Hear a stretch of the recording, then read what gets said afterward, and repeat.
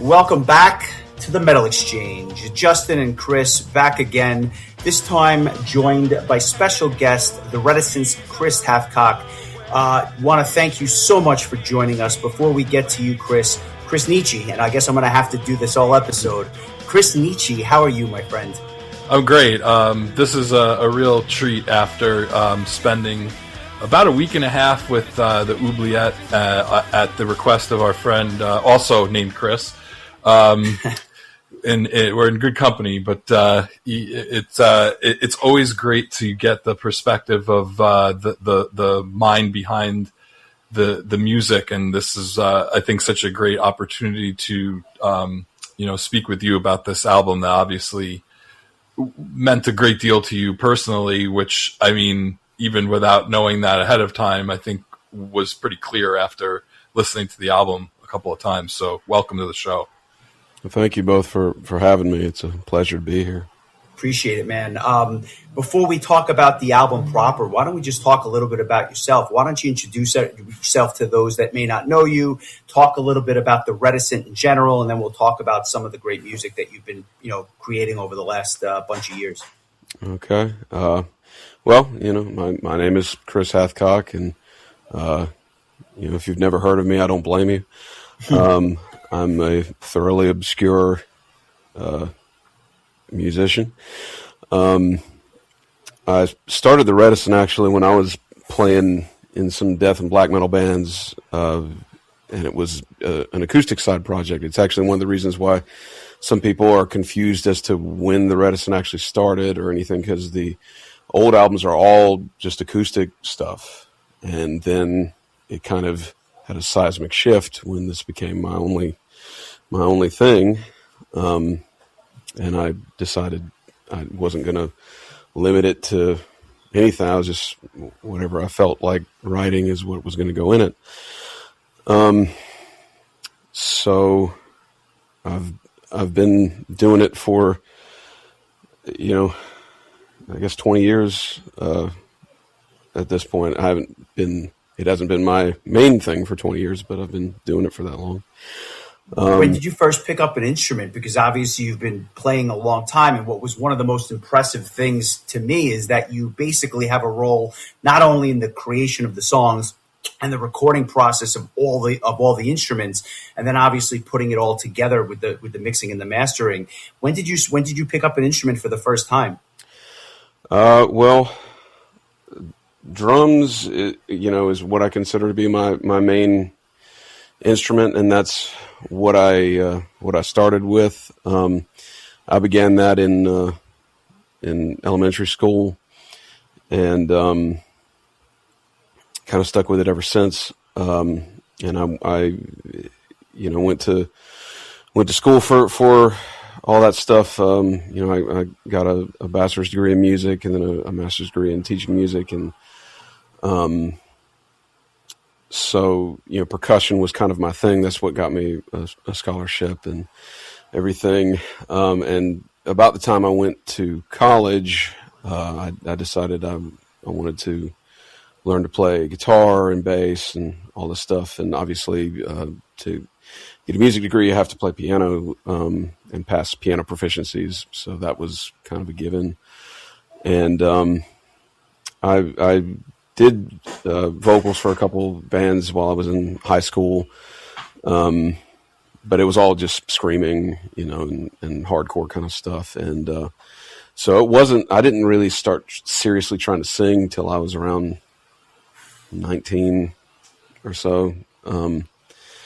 And so I've just been kind of fumbling my way through all that stuff. And I started trying to do the one-man band thing.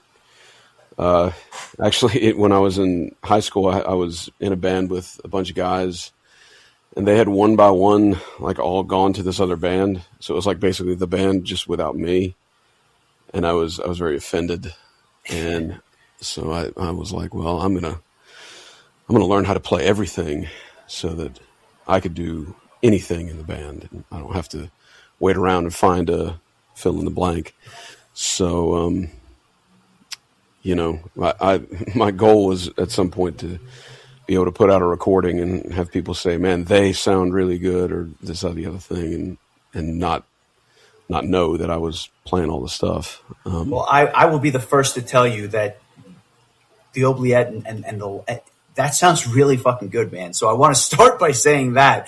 But before we talk about the album, were your main influences, I guess, in high school and then even into college, like the death and black metal? Because you hear it in spots on the albums, obviously, but it doesn't dominate the music. It's obviously more progressive, almost like the Opeth style from the Swedish death and the prog death. Yeah, and I like Opeth. I honestly haven't listened to them in a long while, but I know that like my vocal range, his vocal range are really, really similar. We've covered Opeth plenty of time, and it's just, we got compared a lot, so I was like, I'm not going to turn away from it or anything. So hey, if we sound like it, let's, last time we played ProgPower, we did Drapery Falls, all this kind of stuff. So it's just, just turn into the skid is it's nice to be compared to them. They're way better than I am. It's the biggest influence. The reason that the Reticent exists is actually because of Neurosis. Biggest made me want to create music that made people feel something. And obviously, like, what I write doesn't sound anything like them. I've actually tried, and I can't. It's just, that's not how I write. It's not what comes out of me. And it just, that just kind of is what it is. But yeah, I'm a big fan of, black metal and all that kind of stuff. And a lot of the classics and everything, big fan of Emperor and Ishan. And, that's someone, again, where I found out through reviewers that I was progressive. I didn't really know what I made, and not in the pretentious, like, oh man, we defy genre, bro. Like we're so like, no, it was just, I don't know. I want to do a little bit of all these different things. So I didn't know what it would be called, but, I think someone like Ishan is a good example of just someone who's done these profound things. Like that self-titled album was just a masterpiece. Good God, it's so good. And the diversity of his solo material, because every album sounds so different. I remember hearing some of the early albums, and then when you compare it to like the stuff that came out within the last 2 years, they sound like two different artists. But it's amazing because somehow when he plays live, he's able to do all of it, which is incredible. Yeah, and he is a phenomenal writer, and I don't even attempt to emulate him. He's just as far as guitar playing goes, I wouldn't be able to touch him if I tried. Like I said, I still think of myself as a drummer who's pretending he plays guitar and sings. But that's kind of an example of some stuff I really enjoy and gravitate towards. And again, like, just like Neurosis or anything else, like the music I was drawn to is emotional in nature. And, maybe not every black metal band is, but some of the ones, like I said, like Emperor or old Gorgoroth or something like that, there was this like raw aggression that really spoke to me. But then I'm also listening to like Terry Reid and, these folk singers and, just troubadour style stuff. And so, I don't know. I had this weird vision of just mixing all these different. I love all this stuff, and obviously I went to school for music, so I'm conducting wind bands and everything. That's what I do for a living. Has been a teacher. So wind ensembles and orchestras, percussion ensembles, stuff like that. So I don't know, kind of wanting to pull some of those different colors in, if that makes sense.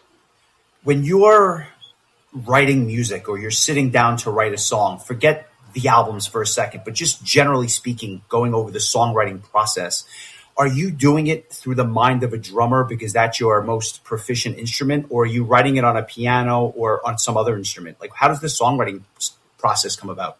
It's any of the above. Okay.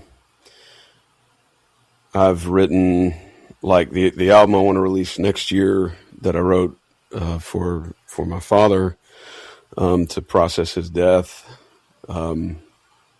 Almost every song began on the piano. And Please, which we released just a couple months ago, everything was written on a guitar first, and so it kind of depends. I don't, James Nelson, my lead guitarist, and I have talked about it before. The different thing about this band, but also why it takes me a long time to write, is that I don't kind of come in and be like, all right, so I was thinking this kind of cool little, and then we could go, rather I try to think about, like, what am I trying to say? What needs to be gotten out? So I write when I need to, and that's why the majority of my music is so dour and everything. But the way that I try to cope, I spend, 99% of my time is spent alone. All my band members live hours and hours away or time zones away. My family lives hours and hours away. So I spend outside, I go to work and I come here and I'm just alone. And so a lot of that, and it wasn't intentional, I was married at one point. I had friends here, but people move, divorces happen, things happen. So the way I cope is just writing. And so,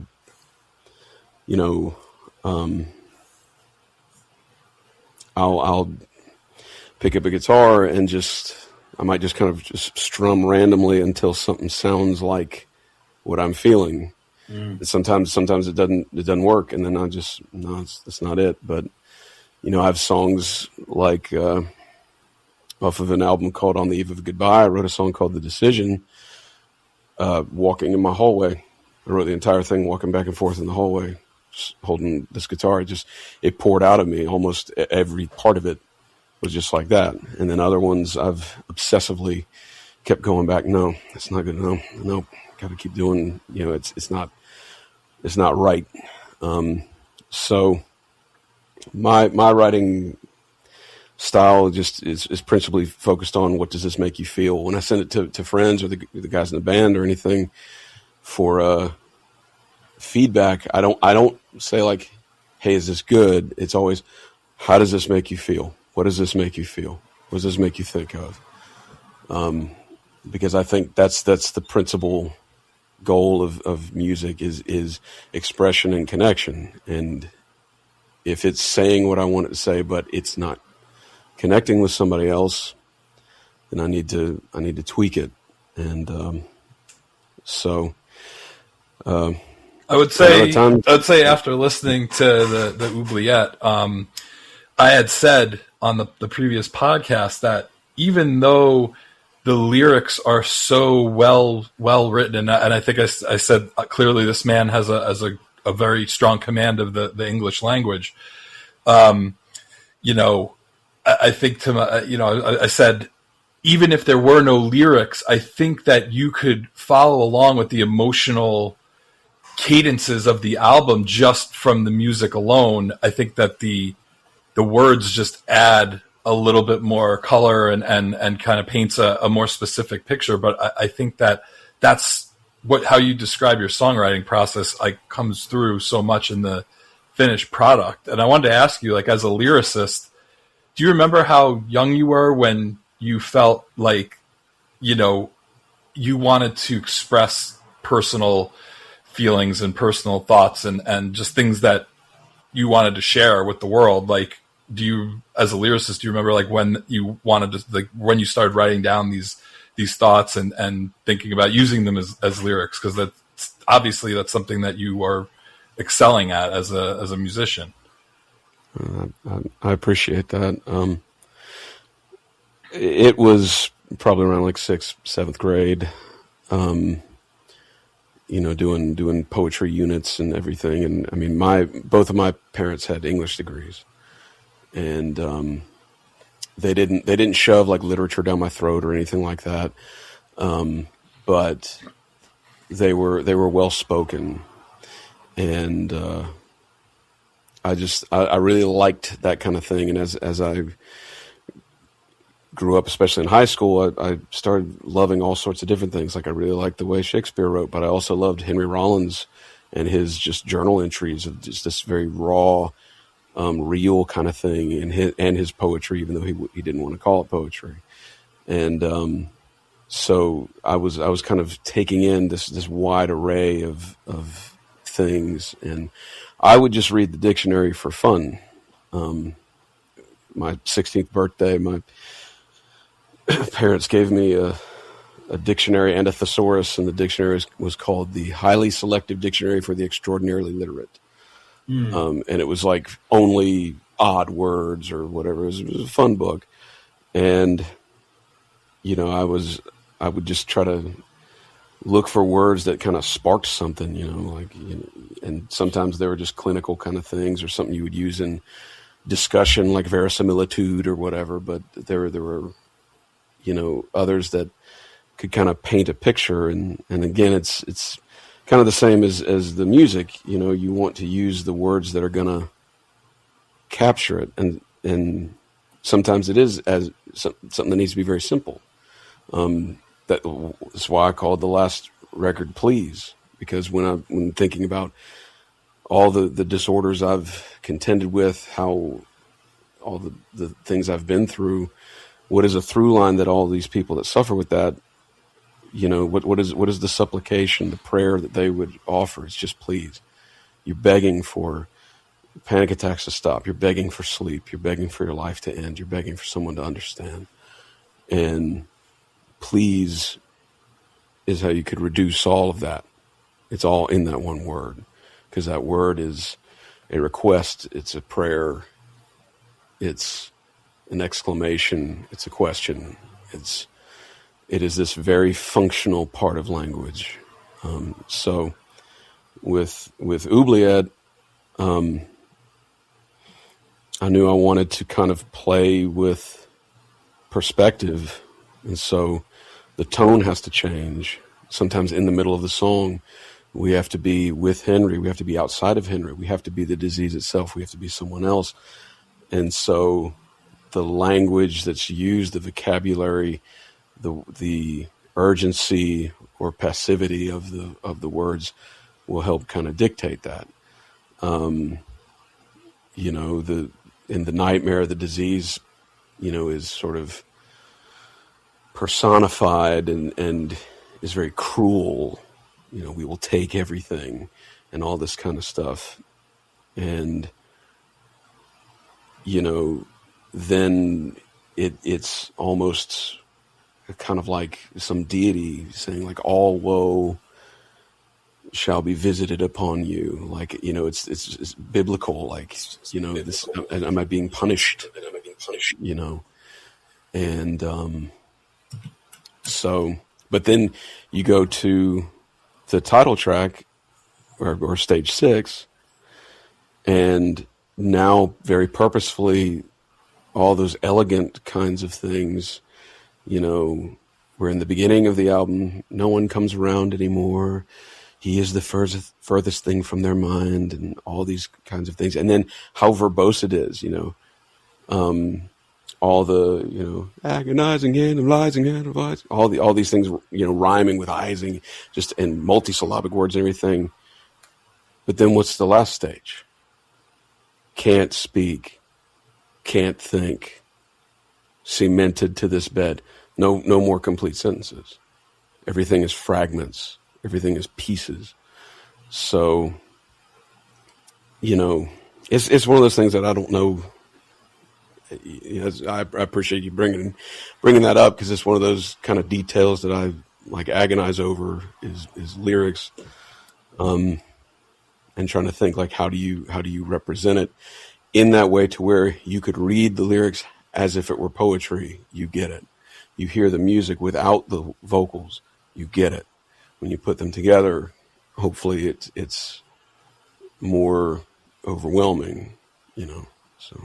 Well, I think that's what the magic is, right? Because there are lots of great albums where you can relate to the lyrics and the music is pretty good, or vice versa, right? You have albums where, and I'll use power metal as a genre, there's some great music there if you're into that stuff, but the lyrics, for me, don't hit home. And that's why I've kind of gravitated away from that genre. To me, what the Oubliette was, and I'll say the same thing about Please, the first time you listen, you realize there's a lot here, and it's something that you have to go back to several times to really appreciate. But the depth and the gravity of what you're talking about, not only lyrically, but musically, is what drew me in to both albums.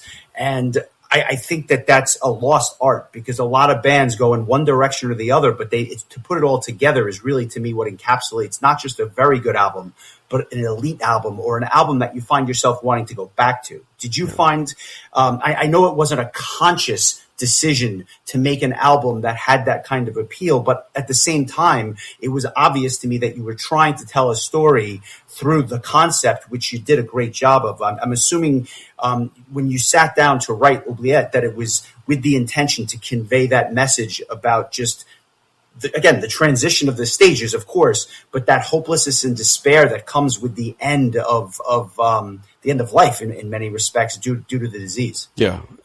Well, I didn't think, and I mean, I'm still this, thoroughly obscure, musician, but it's amazed and alarmed me how much Oubliette has had some staying power. Like, it's been on these Metal Injection lists of like the best albums of the 2020s, the most underrated prog albums of the 21st century, whatever, like all these things. It's the Hastings Center for Bioethics did this paper about it called Heavy Metal Bioethics, and I actually, like, the CEO of Hastings Center actually had reached out to me to talk with me and all that kind of stuff, and it's just kind of crazy, like. And then when we were on tour and some other places, like the people I've met that are, I'm a nurse, or my mother, my father, my grandfather, whatever. But that's why I did it, because it was this thing of, anytime anybody talked about Alzheimer's, anybody sang a song about Alzheimer's, it was always this very kind of, and not to be disrespectful about it, but like, it's a very James Taylor-y kind of, oh, the man I see in the mirror is not who I recognize. Or not. I'm not saying he sang that song, but it's that kind of, it's a sweet song of just sort of isn't that sad? Oh, that's too bad. And I was like, that's not what it feels like. And I was thinking, no one has captured what that feels like to me. There are certainly pieces of music that have done so, and many avant-garde things that, reached beyond what I did, but I thought, I want to take someone through it. And, a friend of mine who sings for another band called No Spoon, his name's Phil, and he's a big positive force in my life, because I've pretty much like not released every album, including the Oubliette. Before Oubliette came out, I called Jamie and I was like, man, it's not good enough. No one's going to like this. Let's just forget it. But what Phil told me was that he believes that what my skill is being able to take something that someone doesn't know what it feels like and make them feel it, so they could imagine it. And so Oubliette, I think, was one of those kinds of things where I wasn't trying to do something like that. It was just sort of thinking about what I saw from my perspective and then imagining what it's like. And in order to do that, I watched all these documentaries. I read all these books. I went into the neurology of all these kinds of things and just saw how bad it was. And not just from my subjective experience, but by kind of trying to think, what would it be like? Because Henry's experience, which is my great uncle Syke, I can only guess what that would be like. And, revisiting the material, which I need to get onto practicing some, because we're going to play some of it at ProgPower, is even harder for me right now because my mother is going through it. Oh. And she's already, she doesn't know how old I am. She doesn't remember my band. She doesn't know where I live. She forgets that we talk. They do cognitive tests where they'll say 3 words, wait a little bit, and they'll say, what were the 3 words? She can't remember the 3 words. Here's a clock's face. Set the hands to 5 after 4 o'clock. And she put the big hand on the 12 and the little hand between the 4 and 5. And it's they understand some stuff, but Alzheimer's kind of allows you to keep the past while robbing you of the present. And so she's in a facility that is, she has friends and she's happy. But she doesn't know what she doesn't know anymore. And, we have to watch it. And because I've been through this before, I know where this is going to end. There is no, even, the doctor saying, well, there's some medication we can have. Efficacy is iffy, but you need to understand that there's no recouping what's been lost. There's only maintaining anything that's left, and that's maybe. And it's called the long goodbye for a reason. I'm still getting over the death of my father, who was the person I was closest to in the world, and I'm having to deal with the fact that I can't talk to my mother like I did. Those days are over. I can't tell her my hardships. I can't tell her my victories in a way that's substantive, because she won't hold on to it. And, I wrote a song called Stage 3, The Palliative Breath, imagining the moment I'm in now, which was Syke did not remember me, but I could turn to my parents. But now, one parent is gone, and the person who gave me life, she's already forgotten my name. So at some point, she's going to see me because I don't look like I did when I was a kid. And she's going to say, who are you? And yeah, again, I think this goes without saying. I'll speak for Chris and myself when I say my heart goes out to you and your family. I think that goes, I hope it goes without saying. And I think what's terrifying about the disease itself is that it's this slow progression that you almost feel like you can't stop, right? I've had it in my family. Nobody I was terribly close to, but I saw the progression over time, and it was like a slow runaway train. Yeah. You knew it was going in a certain direction, but you didn't have the power to stop it. And so when you're seeing it happen to those that are closest to you, there's that helplessness that's there. And ironically, and again, I'm not even sure how to transition because I appreciate you sharing that, but I'll say this. One of the things that you do on this record is that you use samples so well to essentially complement the music and the lyrics. And one of the things I mentioned to Chris was that generally when samples are used, they take me out of the album because they're contrived, they sound phony, they sound fake. But I had the opposite effect with yours insofar as when I was hearing the samples, it actually brought me right into the heart of the album because of the way that the emotion was conveyed through the voice actors or whoever you use or wherever you pulled those samples from.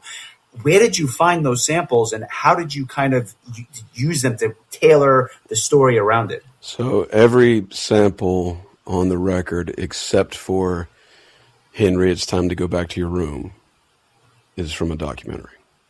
Okay. So every voice you hear is a patient. And it's that authenticness, I think, that, again, resonated with me, because it's clear that it's not like, I use the word actor, but there's no acting, right? Because clearly these are real patients, real family that are dealing with this, which I think why it was so gripping to me, because it seemed so authentic, and clearly it was. Right. And the, the like the sample that's at the end of The Captive, where the guy says, I want to be home, right? What do you want to do? Be with my family. And he just laughs. And you go all the way to the end where you have this woman whose husband, is in the last, like, if you saw the footage, like, he is gaunt. He is a husk. He does not respond. He does not move. They have to use cranes to get him out to bathe him. And she weeps and says she just wants it all to be over, but also for herself. And that quote, like, captured it to me, because this disease is a nuclear bomb. It's not just hitting the site. It blasts everything in all directions. Everyone is affected. And it is a burden. It is a tragedy. It is all these things. And I didn't set out to have as many samples as I ended up having, but I took an approach like I was doing performance art, like I was doing a marching band show or a wind ensemble piece. It's like I would use these samples to help guide you on where we're going. And since I had access to all these patients, that felt more appropriate. And obviously you hear other things on there from doctors or whatever, but and I close out with those statistics. Yes. But that's, and like the statistics thing precipitated a little bit of Please. So, like, on the flip side of things, I didn't want to do that again on Please, because I didn't want it to be, oh, that's what this is just documentaries that I've soundtracked. But I still had, like, some patients. This time I had lots of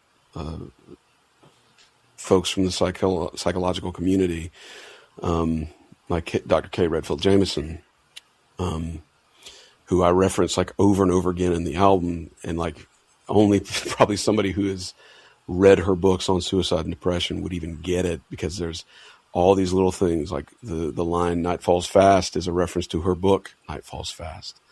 And she herself is in Discharge. She's one of the ones talking about the misconceptions about suicide and all that stuff. But I decided that one of the things I thought about when making Please was how people misunderstand mental illness so much. All the things that I go through, like how I have to hide, what the insomnia does to me, what the panic attacks are like, what it's like when people don't understand or just say cheer up. And even songs like The Chants, which are really peaceful and pretty, and the lyrics are all just, there's this beautiful place I'm going to go to. Because when you're at the edge and you have the gun on the side of the bed and you're ready to go and you've had it and you've made your peace and you say, okay, it's calm. It's not this tearful, oh, the world will be sorry kind of. And I'm not saying no one has ever felt that, but that's what I've been through. And so I was like, well, I'm the patient this time, so I'm sharing that, so maybe we don't need a bunch of other patients. So what I decided was we use words like depression and insomnia and panic attack and all these kinds of things so colloquially now, And it's become part of just the vocabulary for like, oh, I can't find my shoes. I was having a panic attack. Or like, oh man, like my favorite show came to an end. I'm so depressed. And I don't blame people for saying it. It's not. I'm not trying to tell people how they should speak, but it's a thing where it's the same reason why I don't say people committed suicide. I say they died by suicide. I don't censor someone if they say committed, but the reason I say you commit crimes. But suicide's not a crime.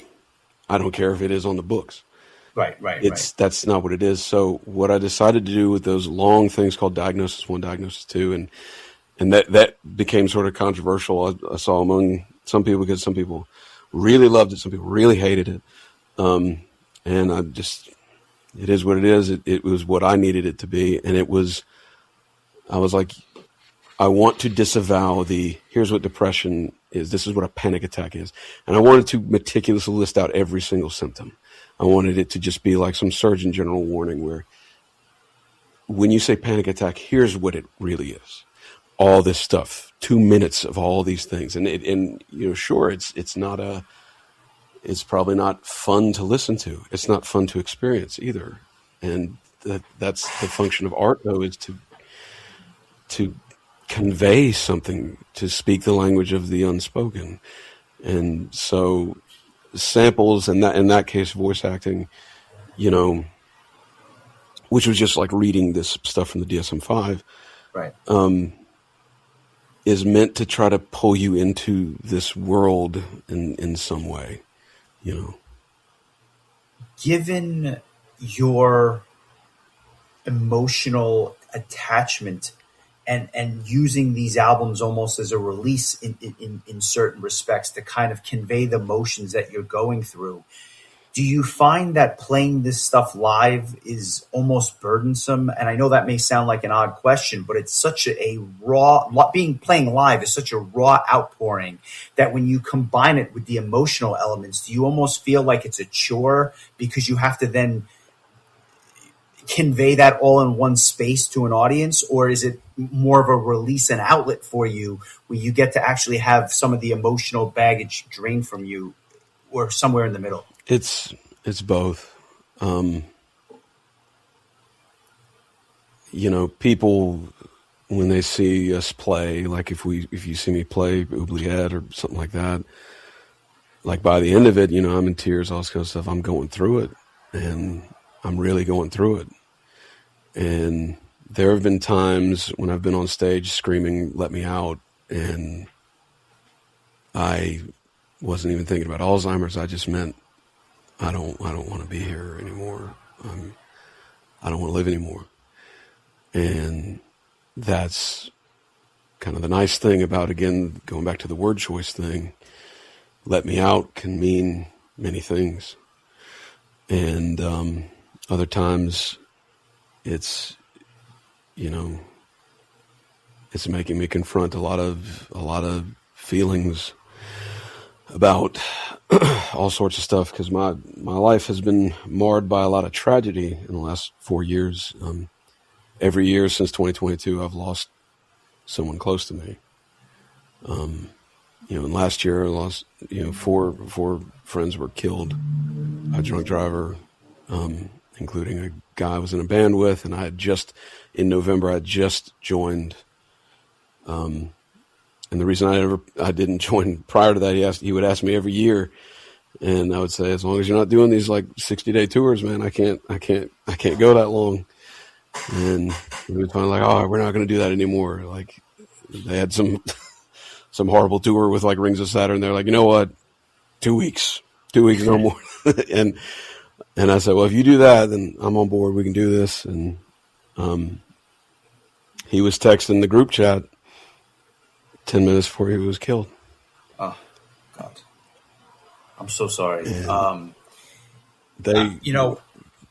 were, they're all younger than me. Like, I shouldn't have outlived any of them.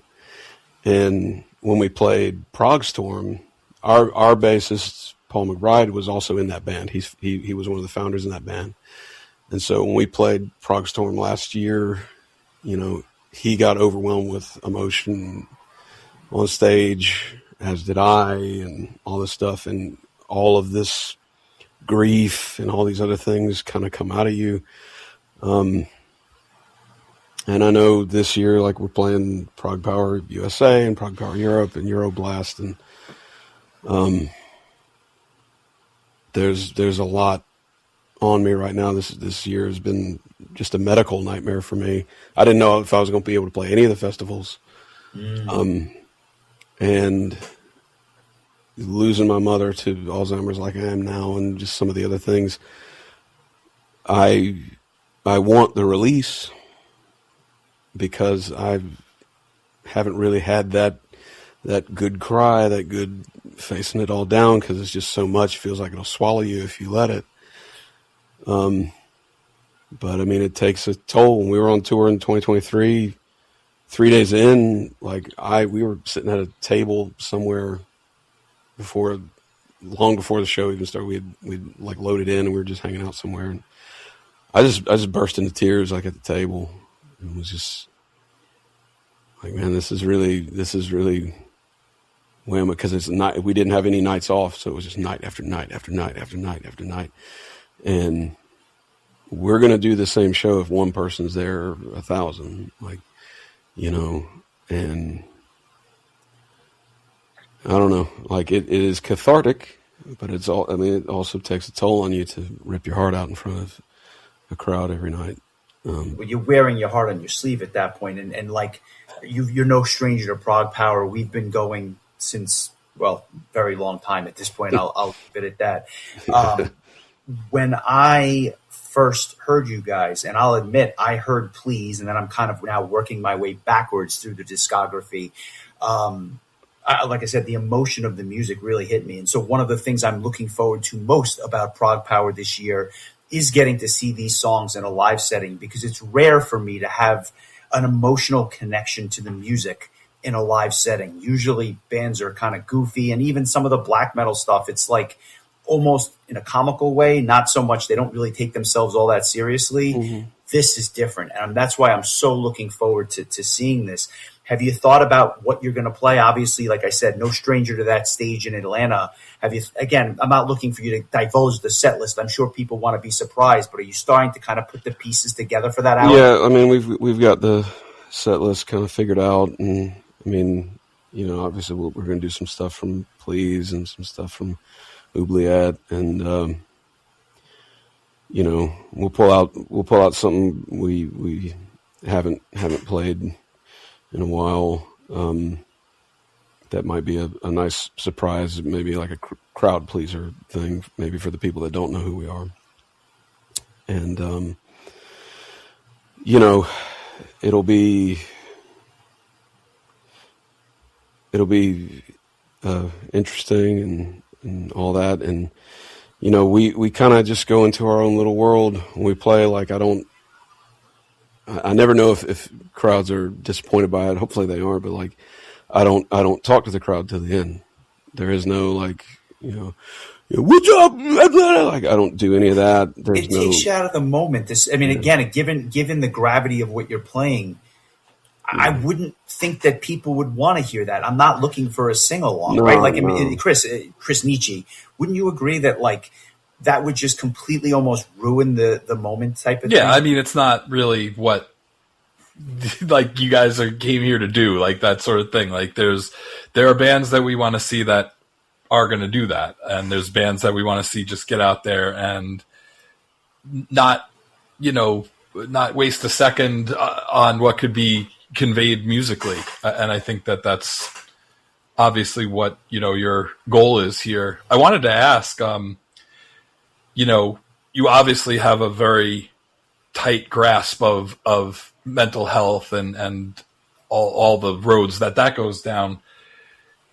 When did you realize that the music that you were writing was therapeutic for other people, and how did that make you feel? And did that make you want to continue down the path of writing really thought-provoking and really, like, you know, personal experiences that people can really relate to and maybe haven't had a chance to find music or something that relates to that topic in particular.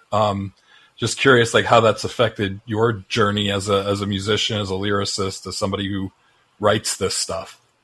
Right. Well, I guess it would have been when I did On the Eve of a Goodbye, which, you know, is kind of a treatise on perspectives on suicide. So I based it on the suicide of a friend of mine. And, you know, there were people when we would play live that were really getting affected by it. And when I put it out, you know, I played it for some people, and they were at the end of it, like my friend Justin, he's actually the guy that says, Henry, it's time to go back to your room.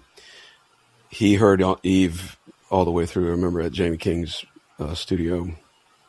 And when it was over, he walked outside, and he just lit a cigarette and he was just out there smoking. And he said, "I've never heard anything like that before." And he said, "I've not had something make me feel that before." And he said that hit really, really close to home.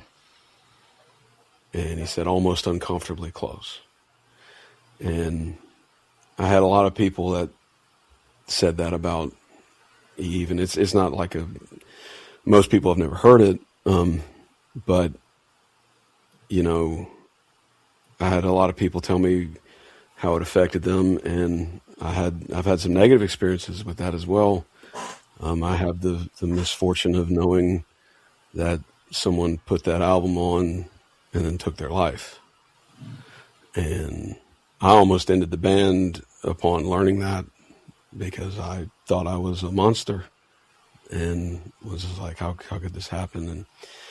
And the young man's, I think he was like 20, and his mother had like lashed out at me, and I could only tell her how sorry I was, all this kind of stuff. And a bunch of fans or friends of mine like tried to come to my defense because she did it publicly. And, but eventually, she and I talked, and she actually apologized to me. She said that I needed somebody to blame because I didn't know what was going on with him. And his father actually ended up sending me a bunch of demos that he had done because he was a musician, and he told me that he had gone to see me play a bunch of times. And, you know, it still, you know, messes with me. And I don't know if that's ever happened again. I don't know if my music has been the last thing somebody heard.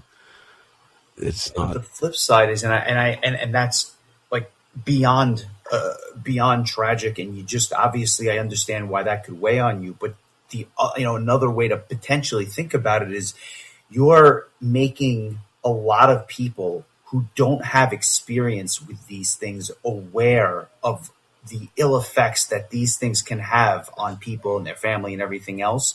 Yeah. And so for all, obviously that is something that I have no doubt has to weigh on you as a musician, as a person, as somebody who's experienced loss yourself.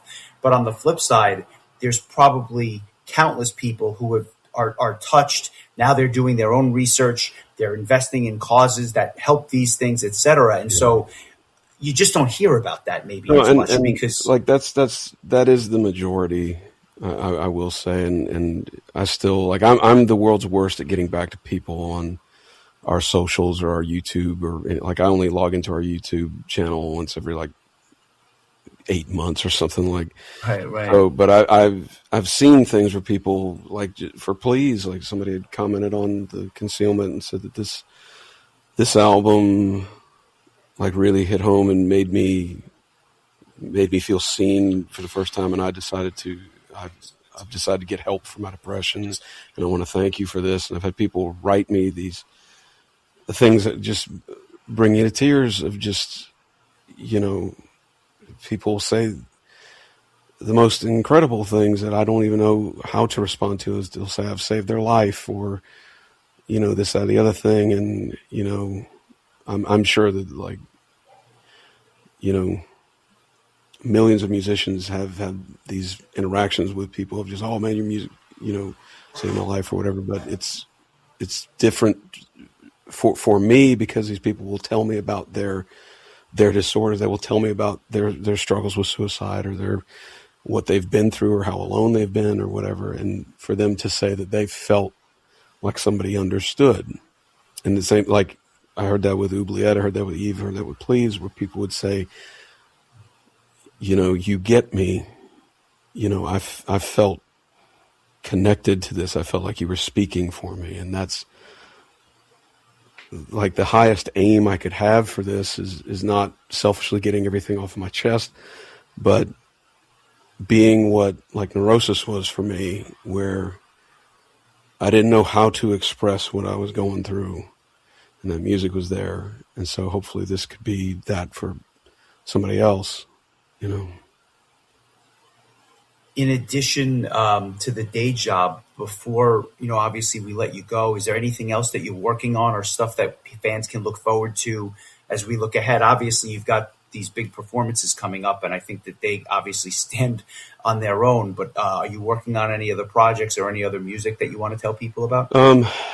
Well, I'm doing some last-minute edits to this album called Don't Go, which Please and Don't Go were recorded at the exact same time. Gotcha. I recorded them as one thing. Please was what I was working on before my father died, and Don't Go is what I wrote after he died. At one point, I was going to release it as this big double album thing, because it's like both of them together is like 2 hours. And, again, kind of reducing it, Don't Go, rather than like the pretty things on the eve of a goodbye, or something, the oubliette, or whatever. I was like, watching my father die, just don't go, like you're reduced to a child. Right. Please don't leave me, And, I've had people die before, but, and the Don't Go is going to be different. It's not going to sound like anything else I've done. And, my buddy Phil from No Spoon, and my friend Brian Kingsland, who he used to play in a band called Nile, and now has a really great band called Imperishable. They've heard Don't Go, and they said Don't Go is the album you're going to be remembered for. Because they were like, I've never heard anything like that, and that was a journey. And they were like, that is not something I could listen to more than once in one day. But that is, that's something different. And I don't know if that's one of those things, like, that's what you'll be remembered for. It could almost be seen as good or bad, who knows. But I've just made the record that I really needed to make, because dealing with his loss has been tough. And so that record is, again, conceptually, it's just based around 5 stages of grief. Right. And, it's my experience. And there's a song on there that I will never perform live ever under any circumstances. But that was what I needed to do to get through it. And so I'm hoping to put that out in February, because he died one day before his birthday. I would like to put it out on his birthday.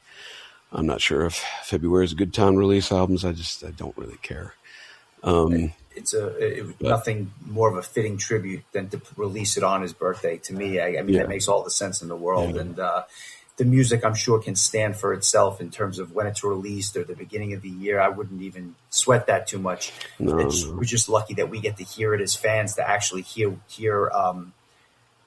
to hear this come to light. So I'm glad that it's done and that you're putting the finishing touches on it. Well, the crazy thing, because Jamie King and I were talking about this, because I think he showed like some of it he might have showed it to one of the guys from BT Bam or something, but like we started talking about the eerie thing about the album, which is I lost my father and wrote it. From the time I recorded, and anybody that had something to do with the record, all of them lost a family member. Wow. While I was recording it. Jamie King's father died after I had started recording, before we started mixing. And I actually said, do you want me to do anything for him? Because I know he was close to his dad. And so he actually had a recording of his father playing this guitar thing. And I said, send it to me. I'm going to put it in. And so I put in something for his father. James, who wrote my favorite solo he's ever written, on one of the tracks, he lost his mother last year. And, the guest vocalist, Brian, did guest vocals again. He lost his father last December. And a girl named Lita Tickle, my friend who did some guest female vocals on it, she lost her brother. So every person that recorded or mixed whatever on Don't Go lost a family member. And, then we all collectively lost people like Josh Ward and Audrey Ross and our friends. And I had last year I had a former student of mine who took his life and other things like that. So it's just been an avalanche of grief. And so it's one of those things where I don't know if I'm going to be reading like reviews of it or anything. I think I even told the guys, I was like, I'm just not, whether it's good, whether it's bad, like I'm just not going to know. Like I don't go to Reddit at all. I don't, and like James has told me like, oh, people really like what you do. This, and I'm just like, yeah, I don't want to know, man. Like, it's, if I were writing songs about dragons and unicorns and people were like, oh man, this is corny or whatever, like, it'd be like, well, I mean, yeah, but like I'm telling you, like, you know more about me than I know about you. And that's a choice. That's on me. Like I have to take responsibility and ownership of that. But, it's just, I don't know. So we'll see. And by the time that album is done, like when you guys hear it, when I say it's the most revealing thing I will ever do, I won't be able to do something more revealing that you'll see what I mean. And it was really personal because like on Oubliette, I got to conduct some of my students, like the wind ensemble at the end. Those were my students when I was at Jordan High School, and I had some of my orchestra students on Don't Go. So I had a string quartet of some of my kids, and so that was really nice to also have that kind of connection. But I'm doing some other things. I've agreed to do vocals for another prog band's next album, and I don't know if I'm allowed to say, so I won't spoil that. But there is another prog band that also does concept albums. It's also in the underground that's put out a few things that their singer bailed, and I said, well, look, I'll help you out. And nice. So I'm going to do vocals for them. And, I've been asked to do a couple like side project things for people or whatever. So I guess people aren't entirely sick of my voice yet. So, that'll be fun. Well, we look forward to all of that. Especially the next Reticent album. I can speak for all of us when I can say intriguing doesn't do it justice. The emotion that I expect to come from that release is going to be off the charts. So it's just a matter of time, whether it's 6 months from now on your dad's birthday or whenever it sees the light of day. We look forward to that. On behalf of Chris and myself, we want to thank you not only for taking the time but for really delving into some issues that unfortunately people just don't often take the time to talk about. And so I appreciate you sharing your personal journey with us and everyone that listens. I hope that that gives them a newfound appreciation for your music, which is widely regarded in the circles that we run in. But to hear what was going on, not only in your mind, but with your family and the personal things that were kind of touching all of this stuff, I think is critically important. And I think it really gives new meaning to a lot of the stuff because of how personal it hits. So I just wanted to, say thank you for joining us. And, when the new album comes out, we'd love to have you back on if you're open to talking about it. I'd be honored. And I really appreciate you guys, giving me the opportunity. And I don't know who would be, who might be listening, but just as kind of a blanket statement, two things I'd just like to say, just for the general listener, is first of all, if you feel alone and you are struggling, your mind will lie to you, and that darkness will come and it blots out everything. But there are people that do understand, and there are people that do care. And, for my part, I would rather hear your story or hear you cry than read your obituary. And on that same token, I advise at the end of each show that people make sure to tell your loved ones that you love them, because one day it'll be the last time and you won't know it. And that's the tough part, is I've had too much experience with, this is the last thing I ever said to this person. And so with my bandmates, with Paul and James and Alex and everything, like we get off the phone or anything, I always say, all right, I'll see you later. I love you. And I think that's very important, because if you leave something unsaid, there's no do-over. So just bear in mind, you don't know when that last time will be. So, but like I said, I appreciate you guys allowing me to be here.